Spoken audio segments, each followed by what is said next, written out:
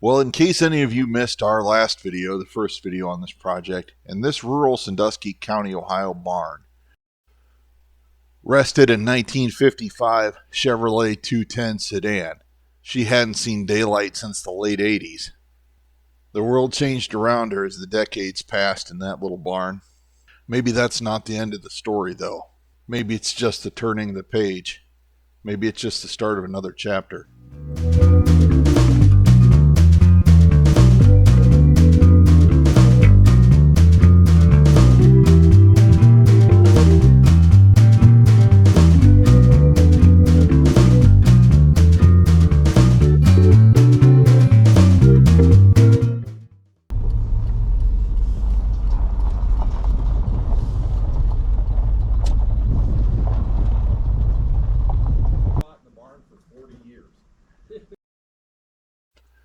That's me on the left, still reeling in shock over having bought this car at an estate auction.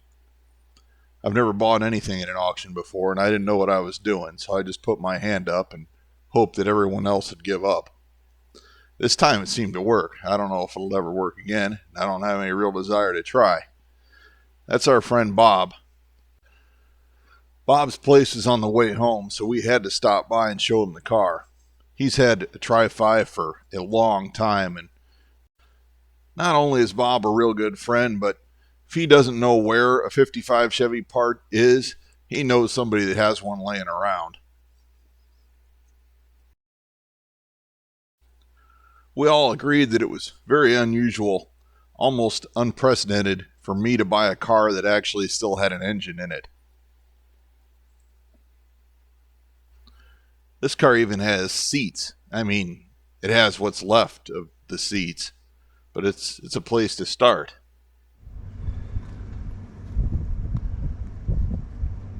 Yeah, I'm going to have to work on those inner wheel housings a bit. And that concerns me back there, but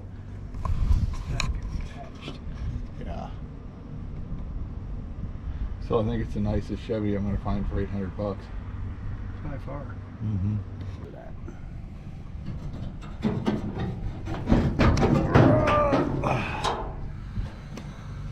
So it is stuck, or did you try it? It's stuck.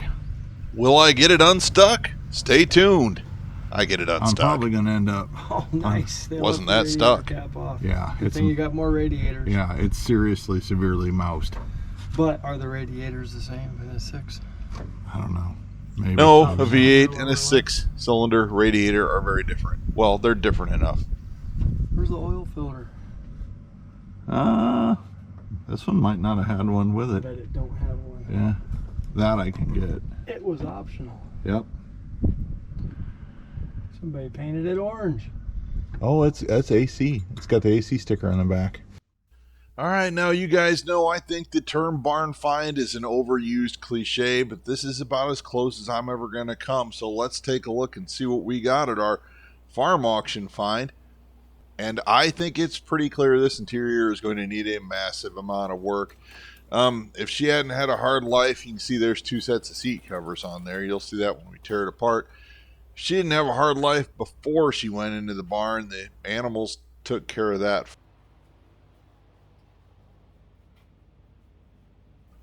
Getting under the hood, you can tell the wiring all looks pretty suspect. Plug wires are all there, but they're not great. And I don't know what's going on to that wire to the coil. Plugs are there. Actually, these plugs were pretty new when they parked this old Chevy. So let's go ahead and get those plugs out, get the starter out, get her barred over, and see if we can get her to roll. I know my head's going to be in the way. And that, it's actually studded and not something. Yeah, I figured. Which is a good idea. Yeah. That's a butt to get off and on. The other bolts underneath the car.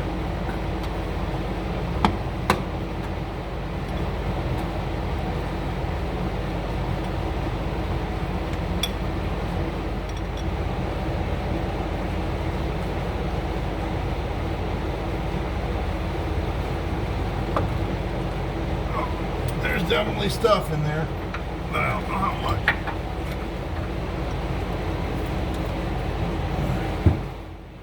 I couldn't believe how lucky we got with that starter. We put the power to it and that darn thing just cranked over like a brand new one. You'll see a little bit later, we cleaned it up, put it back on the car, and did not have to do a thing to it.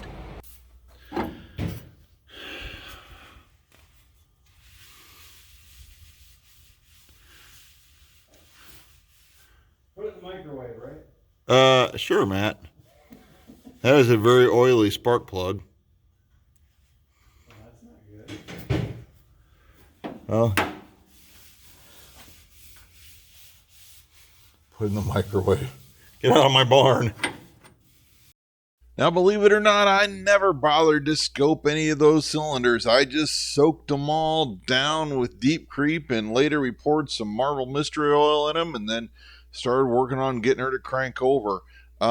Nothing incredibly strange or disgusting came out, so we were once again incredibly lucky.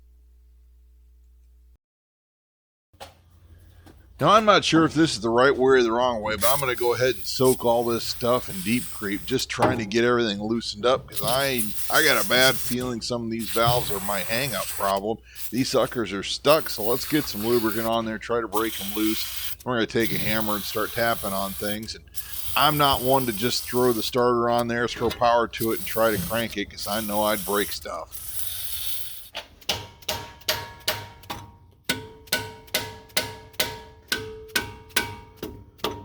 Stuck. Now on the valves where the Stuck. lifter is in the raised position Open. and that valve Open. is open into the combustion Open. chamber, it's going to make a different Stuck. sound. But you could tell on Open. some of these they were halfway Open. open and still had Stuck. that dead thud. That means It's the loose. valve is sticking. Stuck. Stuck. Nah, that one's good. Nah, I think stuck. So what is that? 4 of the 12 are going to give me issues. Now if you're careful, you can hear how the tone changes when I hit the valves with the rubber mallet. I wouldn't do this with a steel mallet or a ball peen or a framing hammer, but this is probably about the safest way. If you crank this thing and those valves are hung up, you're going to bend stuff. Now the best thing to do would have been to take the whole rocker arm assembly off and soak it in a big bucket of diesel fuel to break everything loose and degrease it, but I didn't take the time. Well, the next day we took the radiator out and got it out of the way and took the few things off the front and took the belt off. You can see she's taken right here her very first tentative steps towards actually rolling over. So I just started barring it over real slow and watching those valves work, looking for where things were going to hang up. And very fortunately, the old car was not nearly as seized as I thought she was. It was just a couple of valves kind of sticking. I thought I was going to have a major operation to get it unstuck, and it didn't work out that way. I'm incredibly grateful for that. I did, however, have a large amount of mouse nests that I had to deal with and remove.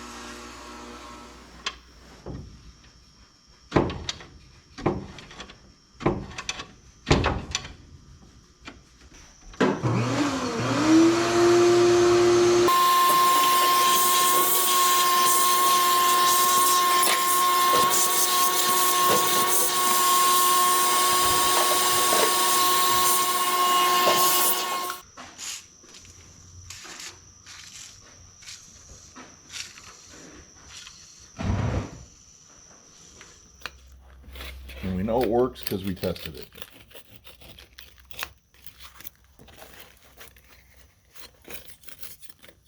It's not as scrunchy as I thought it was.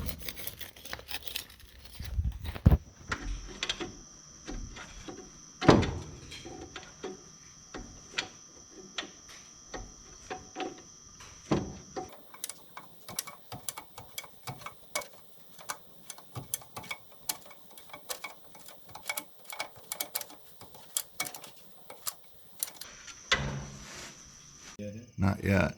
It's a good looking starter. Honestly, not having a whole lot of faith in what was left of the original ignition system, I went ahead and kind of cobbled together a way to try to start the car with the starter, or at least get it rolling over, so that's what I'm doing here.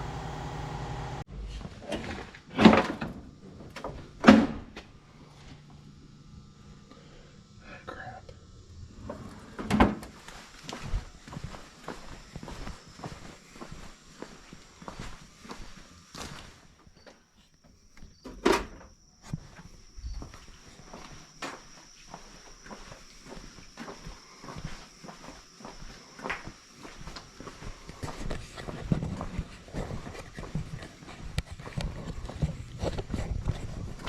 See why we call it somewhere in the barn? If you can imagine it, it's probably somewhere in the barn.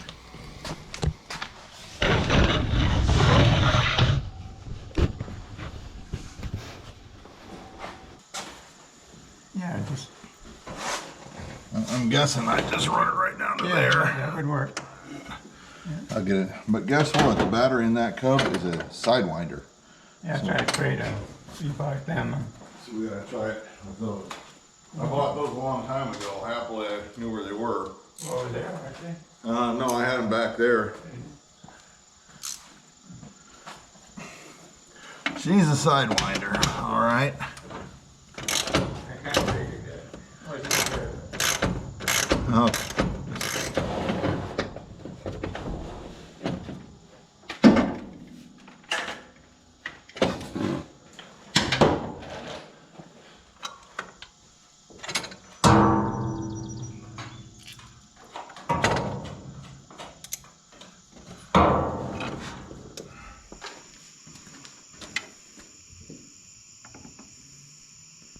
Can I tighten that up?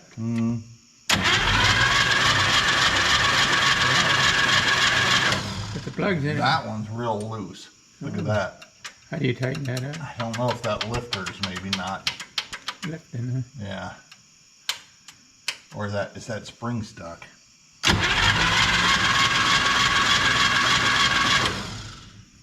Now I'm gonna try tightening that one up. See if I can get the babe itself a little more.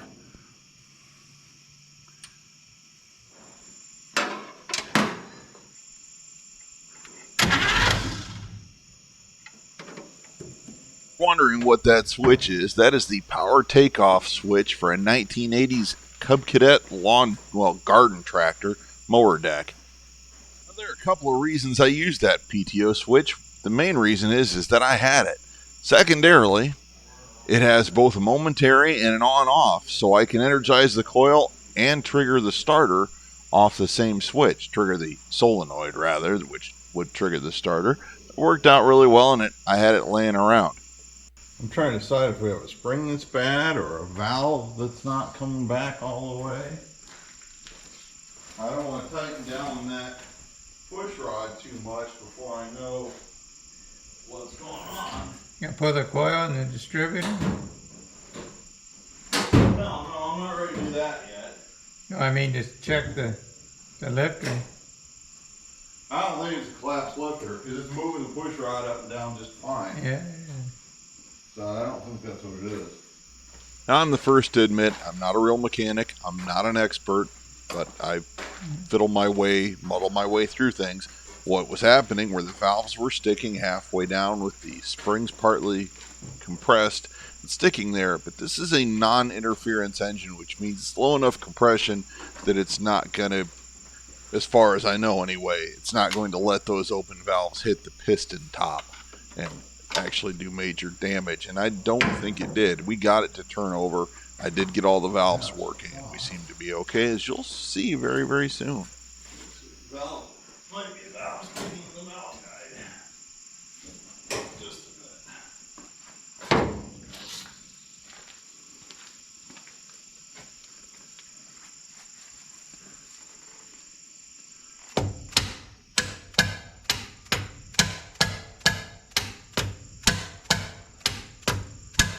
Is that the only one that was doing that? Yeah.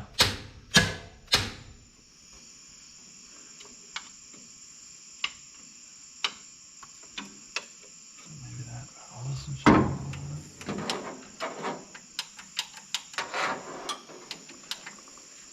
That is the only one like that.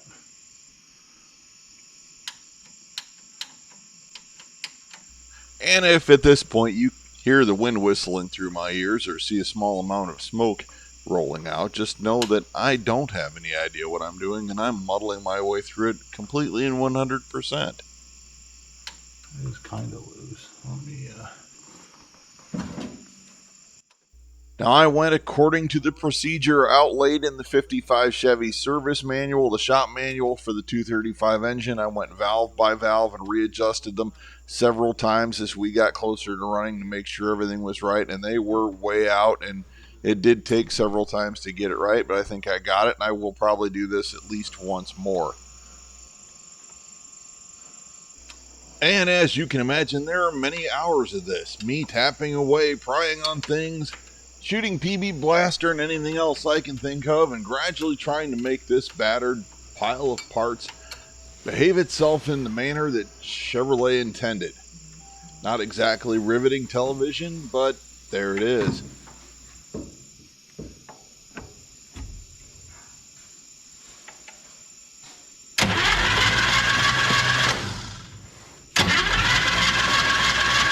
And that coil's any good.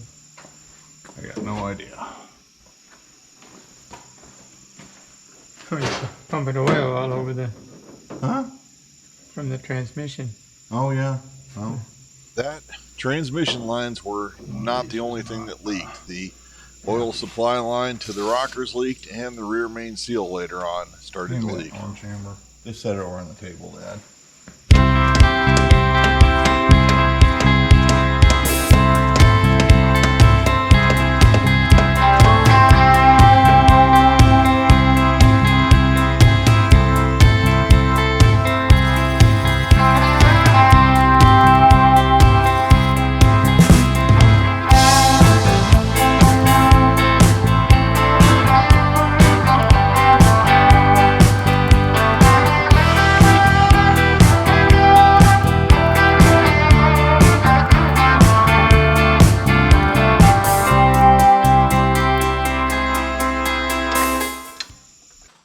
Did we throw away that other distributor? The nasty one? Oh, there's no fella over there on the bench. Oh, yeah. Oh, that's the crack is. I see the carburetor. I ain't threw nothing away. I wonder what the hell I did to that. Because the stud might be broken on this one. In there, maybe? I didn't see it in there. We'll find it in a little bit. I gotta set these points.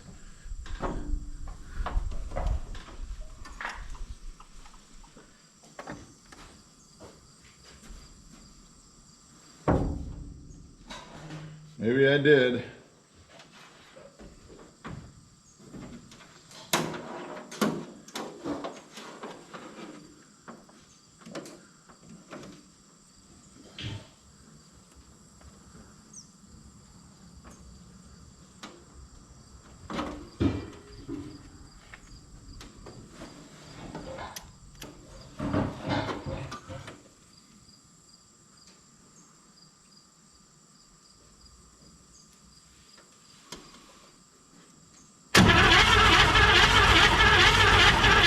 We got spark. Good.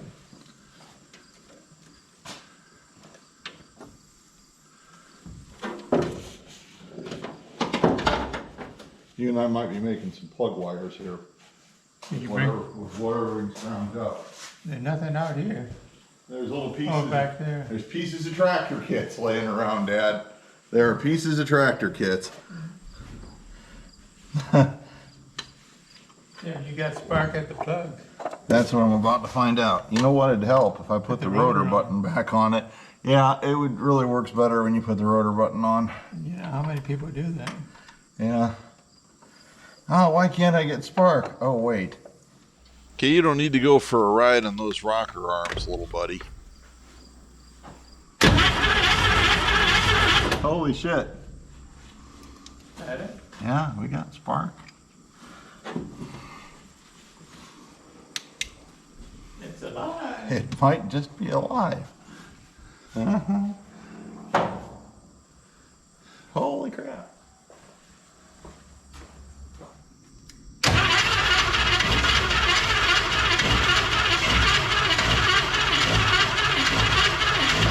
Exhaust. Yeah, I think the exhaust might be plugged up. And this turned out to be exactly the case, which necessitated us removing the manifold assembly and the carburetor because the diverter valve that diverts hot air from to warm the manifold was completely stuck.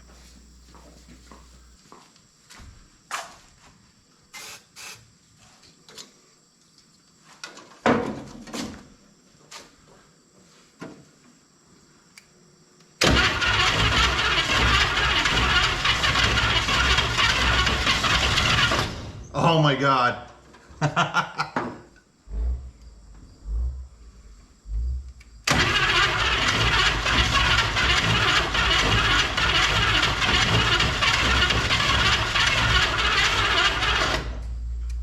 Oh, she's trying. Put some more gas down the carburetor. Yeah, I'll try a You little know, bit. that carburetor's. Yeah. Oh, I know it's horrible. I'm gonna have to take the carburetor apart for sure. Now, right now, the car is not running the actual factory carburetor. It's running a manual choke carburetor probably off of a cheaper car or a truck. This is not the automatic choke carburetor it should have come with. Happily, that one was in the trunk of the car.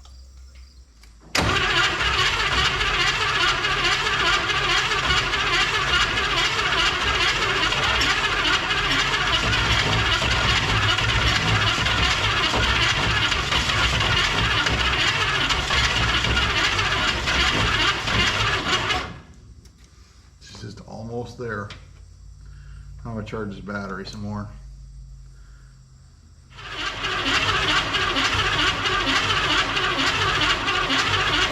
Okay, Dr. Frankenstein, Yeah, I know. your mama's gonna love hearing that. No, she won't. Well, we got spark. What I think we don't have is fuel.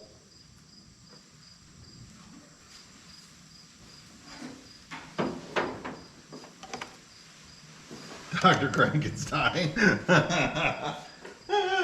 Oh, I should have known after sitting for a million years it wouldn't run without taking that carburetor off.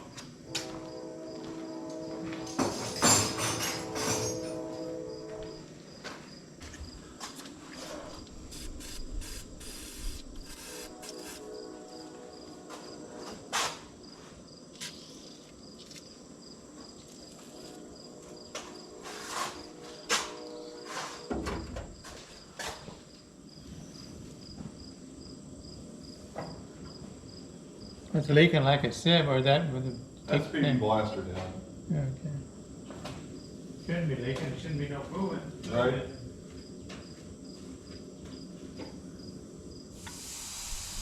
Well, I know there's no gas in the tank because there's a hole in the tank.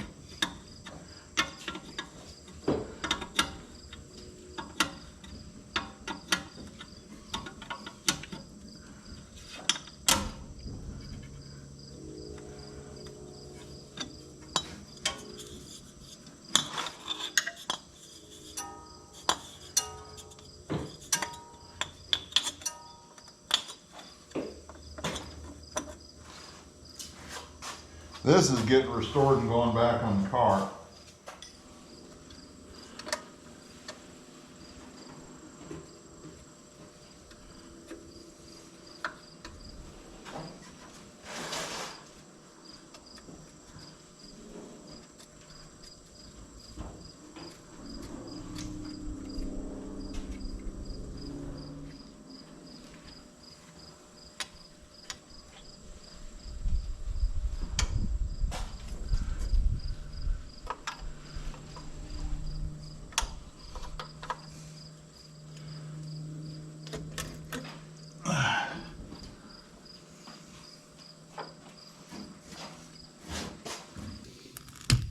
Now, at first, I thought the original factory carburetor that had been in the trunk was too far gone to use, so I was trying to patch this incorrect one back together enough to get the car running, so that's why you see me taking it apart. In the end, I dug the right one out and actually went through it and threw the rebuild kit on it, and it got it to work.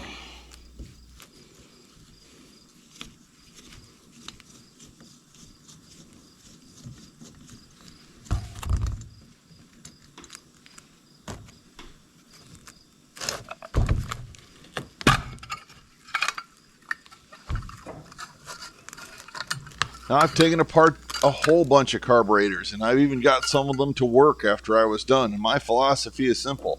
Take it apart, make sure there's nothing in the float, clean everything, replace it with all the parts that come in the kit, make sure the float's sort of in the right spot so it shakes when you flip the carburetor upside down, and hope for the best. It is a faith-based method of carburetor rebuilding. Is it right? Absolutely not, but it's the best I can do. I think that's, no, it's pumps. The accelerator pump pumps.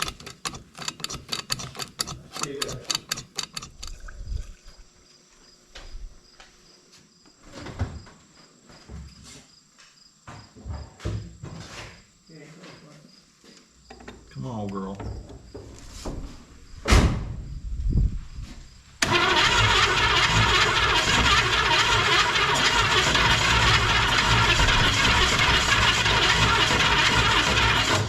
Any spray for down? I'm gonna give her a little more gas in there. She wants to.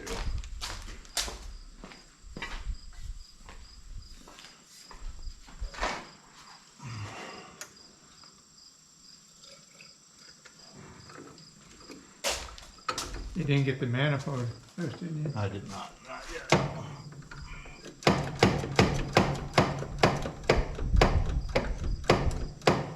What are we doing wrong? Could be a lot.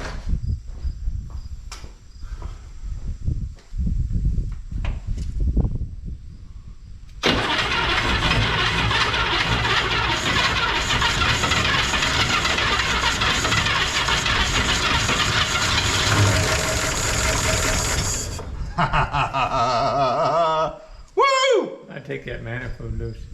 Yeah, I'm gonna put a little more gas in it. Try to get her to start one more time.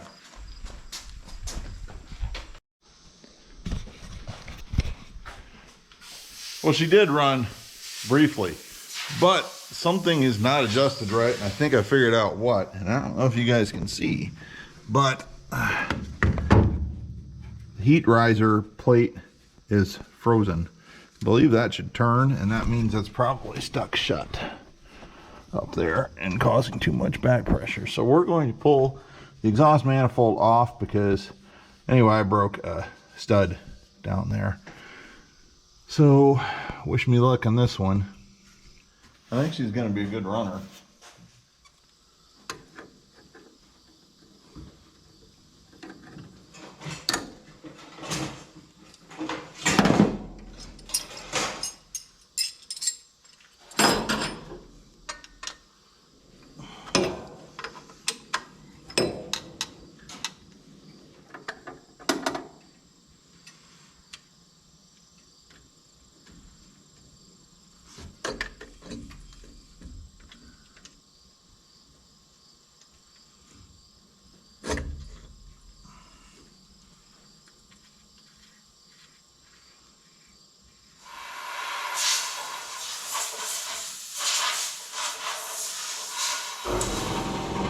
Wild to feel this engine being warm.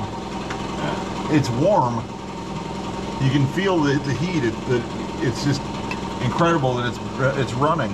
You know, not great yet, but it ran.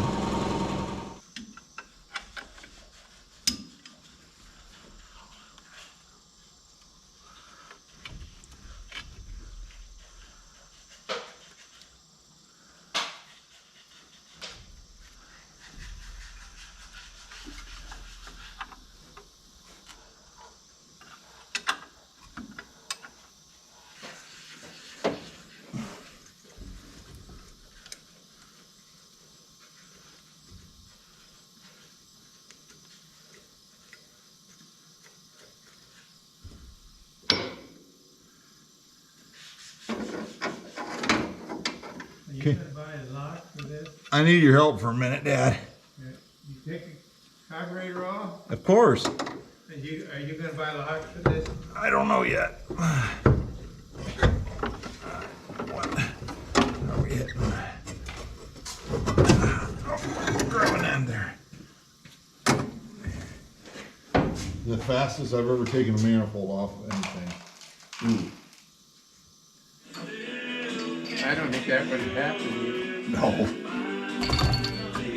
Not the jacked up way that distributor was inside.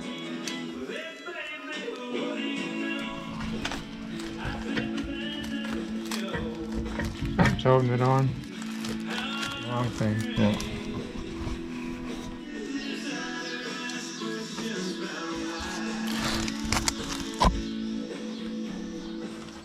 Okay. Can't even see my face. All right. Probably a better video if you can't see my face. All right, so at this point, we're this far into this 55 210 that I love dearly. And you guys know I'm not actually a mechanic. I just like old stuff and we tinker around and have fun. That's the whole point, is to get this stuff and greedily hoard it until I'm dead and then someone else can deal with it. But I do want to drive this, and I want to drive it reasonably soon. So what we did is came with the valve cover off. She's not stuck, she does crank. I think you probably saw that already. It's got spark, ran for 30 seconds. We broke a stud off the exhaust and the heat riser flap was stuck, so we took the intakes off, the intake and the exhaust off. That's unstuck now. What I'm gonna go ahead and do now is I'm gonna tap out all the threads for the water pump, make a water pump gasket, start getting that stuff back together, maybe splash a little paint around that, clean under the manifolds, get the generator the rest of the way off, and reset all of the valves, adjust all the valves, and then we'll see where we're at. I do want to work on the floor. I couldn't put a seat in it and drive it if I wanted because parts of the floor are non-existent, but I do have some parts to repair that here, and I'm not any more of a welder than I am a mechanic, but I get by. So let's get going and get some stuff accomplished on the car. That's today.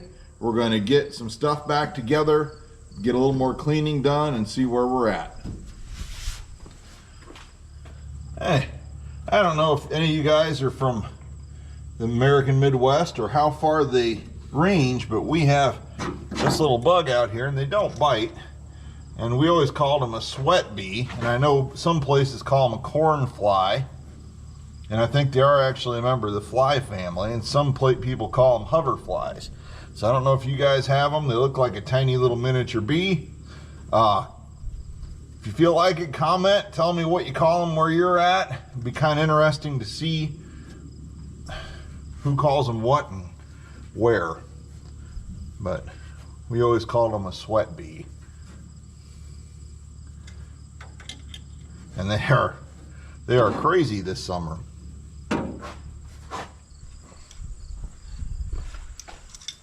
Now I got it.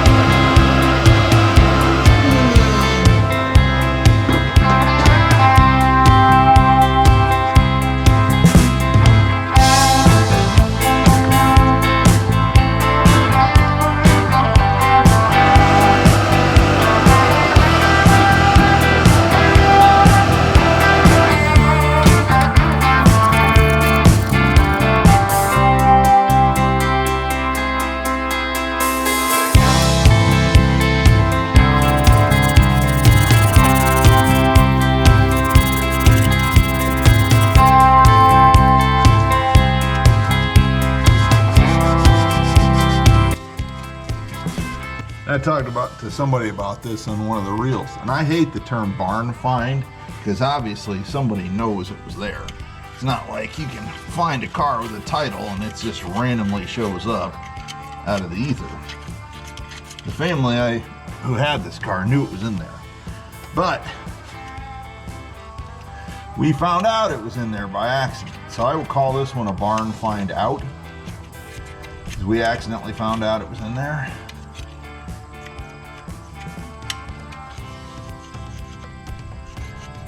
And then thankfully accidentally found out that there was going to be an estate auction 2.5 years later.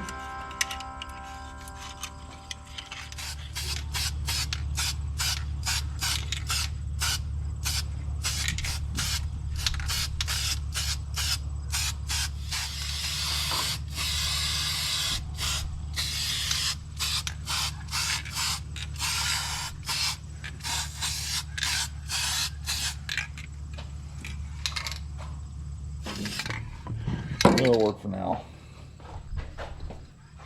153624. Remember that, kids. That'll be on the quiz. That's our fire.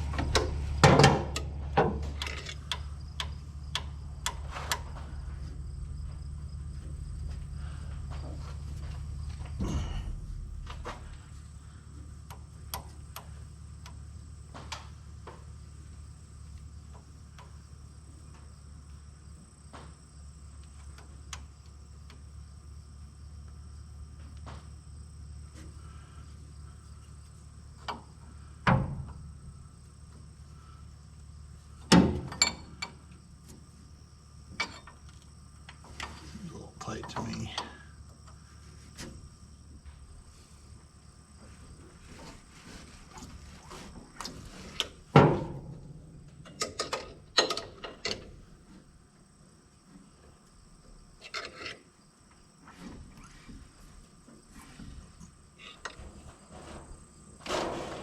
Okay.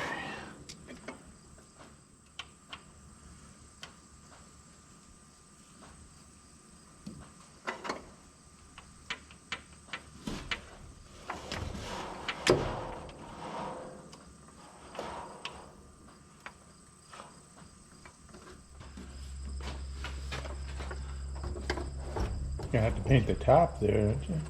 You're gonna leave that go. Leave it go for now.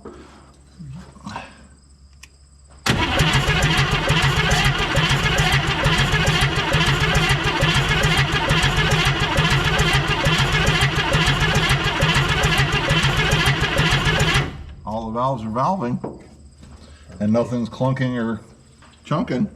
So, Chunky monkey. chunking, clunking. Sweet.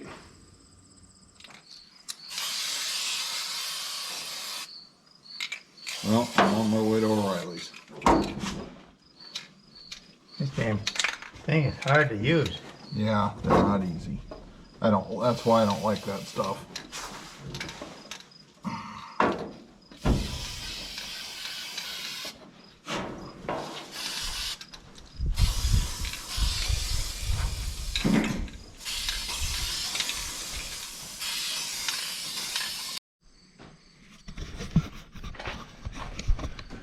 All right, well, we're back on the 55-210 here, and I really am due for another video. Weird lighting.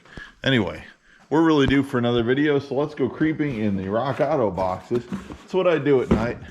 I look for deals in Rock Auto on the closeout, so don't do that. I need stuff. You stay out of my. But I got the manifold gasket set. So let's get it back together, get it back on the car, so we can get that much closer to running.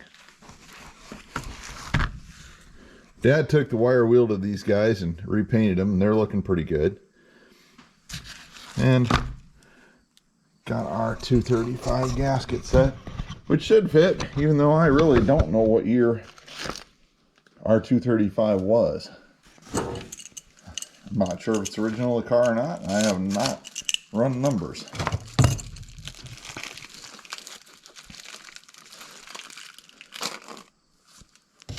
Okay, this is the one we're going to need. I would think it would go this way.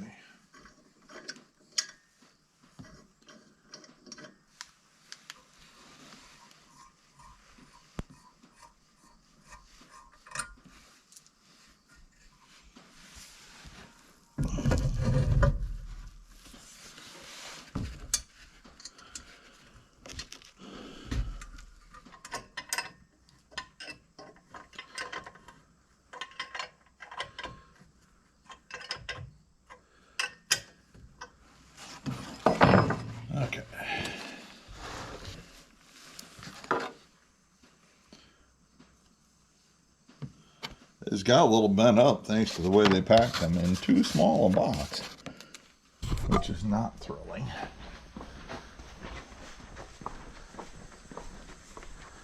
Good night. Now, if you're doing this job, make sure not to lose any of those little cylindrical pieces of pipe that go into the intake ports on the head. Those are important.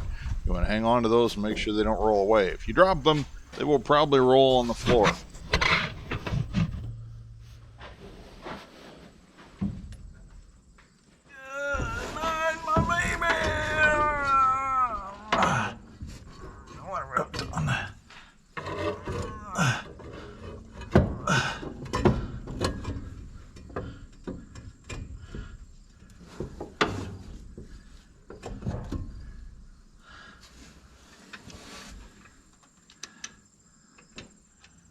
Just putting these on here very loose. I need to take that one back off and Annie sees them again. I'm only doing this just to get them to hold the manifold on there.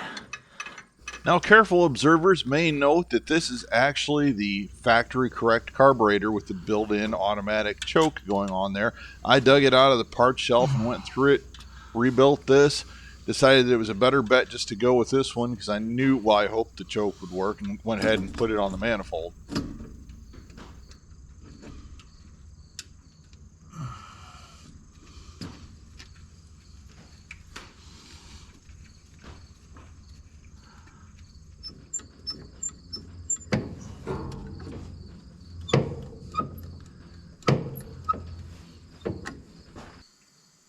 Great.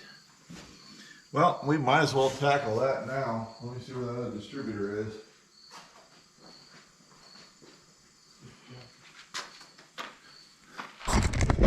Now, I'm trying to show you guys this, but it's going to be very difficult because down here, that post on the Dizzy is stripped.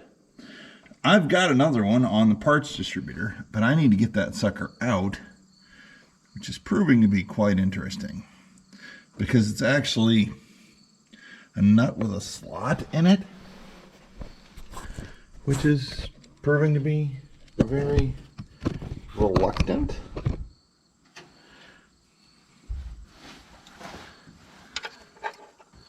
I guess.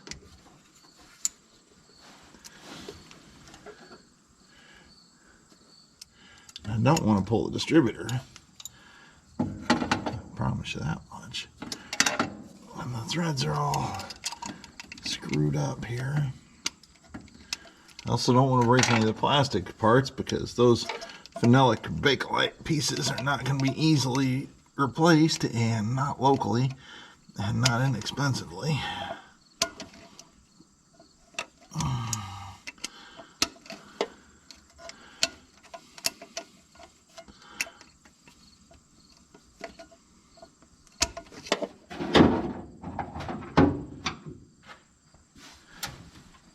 I hate to do that. Let me get my plates out of here.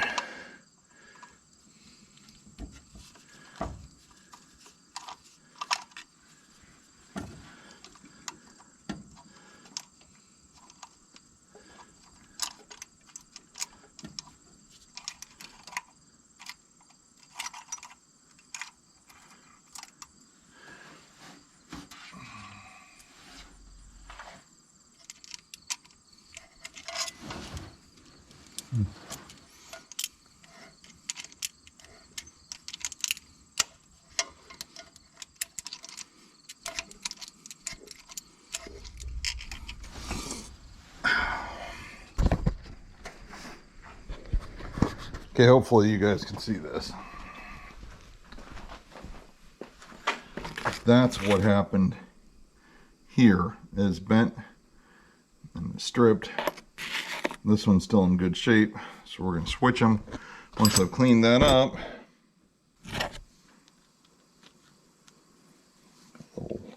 I don't even know if it's focusing that close. These are actually keyed. Keep it from rotating if everything's properly functional. Lock nut. Lock washer, weird nut. Wire wheel time for this guy, just a bit.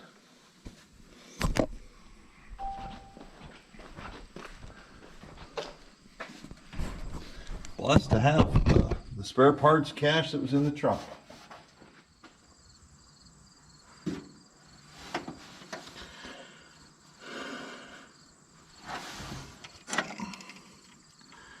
Rhythm and rhyme on me. Keyed. Yes. Yes, it is.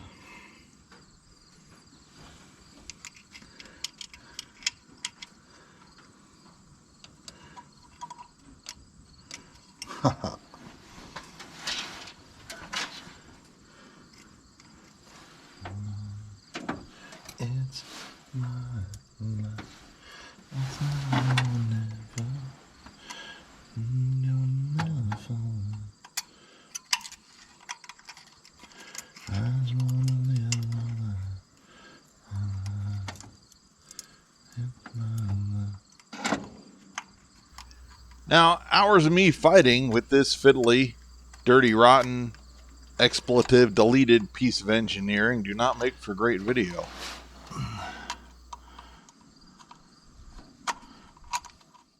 All that on top of my slightly asthmatic, admittedly pudgy body hunched over into the engine bay over that fender trying to get down there. I don't know where you guys are, but you have woolly bears? Caterpillars? I don't know. Because you can't be in the barn, buddy.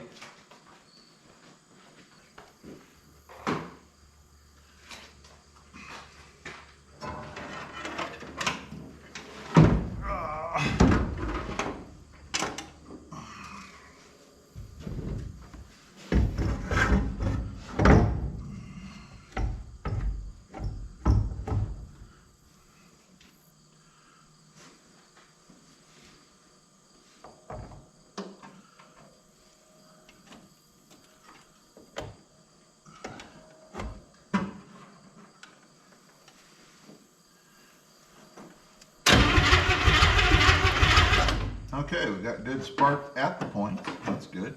Leg off.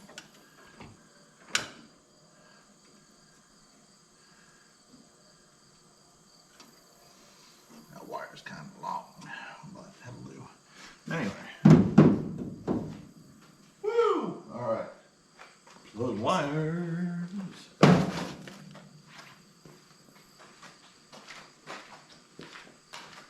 Oh, here we go.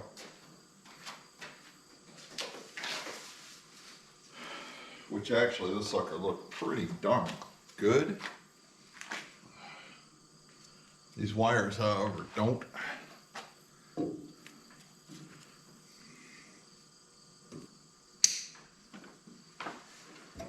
Well, let's pull one off and try to match him to the set in the kit. Got 4,100 and some odd subscribers. We done really well this month. People are tuning in, watching me do crazy shit, and me and Dad go to swap meets. Oh, I swore. Darn it, I'll have to edit that out. Crazy things.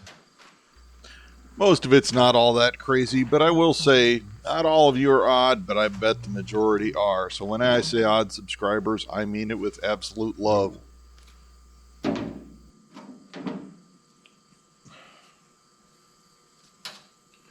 No. No.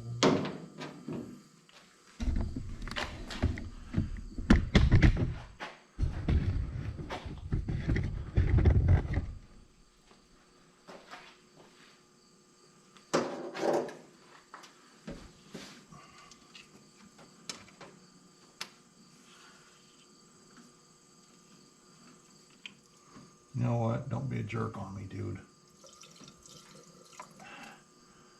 That really sucks of you. I mean, what did I expect? I'm pouring weed whacker gas out of the sawed-off bottom half of a Mountain Dew bottle. Wonder what the octane rating is on the Mountain Dew.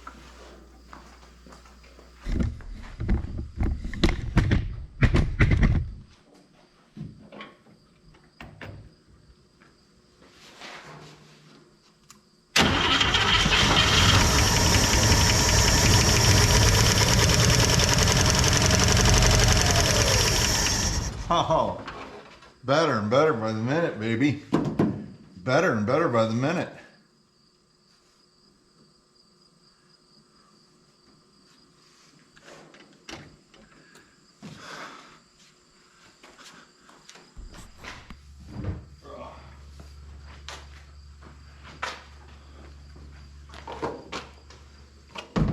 All right, here's where I'm going to ruin the rest of my summer. I just had to go ahead and put water in there. Happily, I didn't put coolant in there. I've learned that lesson. You never put coolant in a car you don't know anything about. But I had to put the water in there and find out. Well, pretty shortly here, we're going to find out.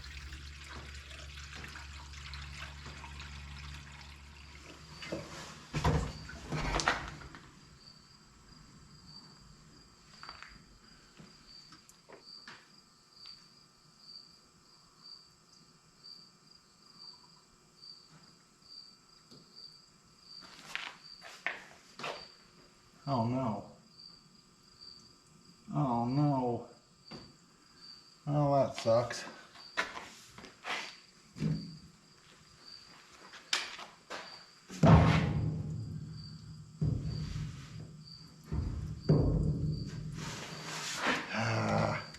I think it's just a freeze plug. That's a bummer though. Come here.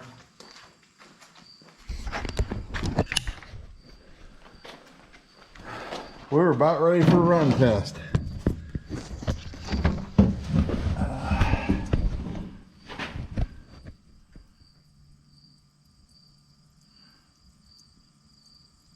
Could be worse. Hopefully that's all it is.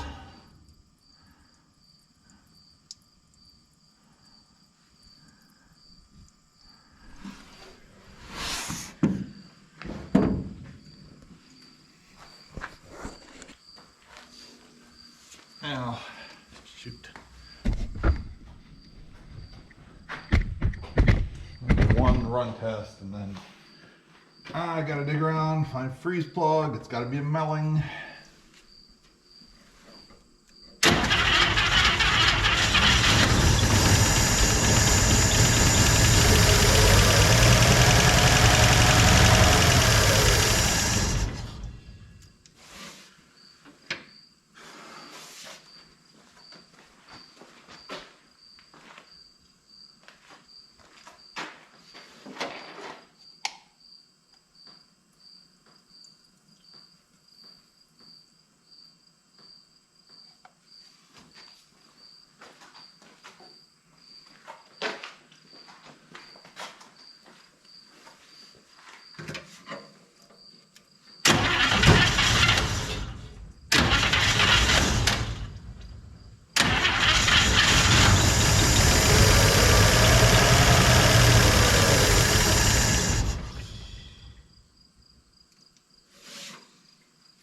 One lifter that doesn't want oil just yet. He's trying. He is. Shit. Ah, that sucks.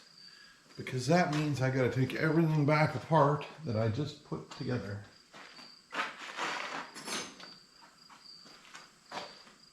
I think I can get him.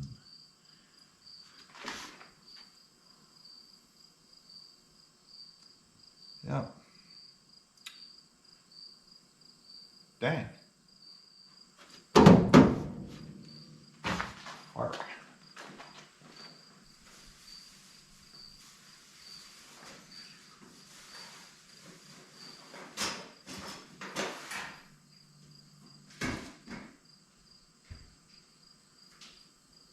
For lack of a freeze plug, we'd be running and driving. As you can see, the intake and exhaust manifolds are back off, and the carburetor, because that guy rusted out. And as soon as I went to fill the cooling system, all over the ground. the other one look like? It looks pretty good so far. That, boys and girls, is why you don't use your expensive antifreeze when you're testing a heap. Just put water in it till you make sure everything's correct, because more than likely it's not, and you're going to lose a lot of money. I from experience. So hopefully here in a couple days, because I'm going to have to order it online, because none of the local auto parts dingbat caves know what a freeze plug is. Huh. Hey, look. Grasshopper. What's up, buddy? Don't go in the motor. Well, thanks for watching this episode on the 55210 4-door project. If you're still here, go ahead and hit like and subscribe. I appreciate that. And stay tuned, because part 3 is coming very soon, and we get way deeper into this thing than I intended, but lots more is coming real quick. So thanks for watching. We'll see you next time.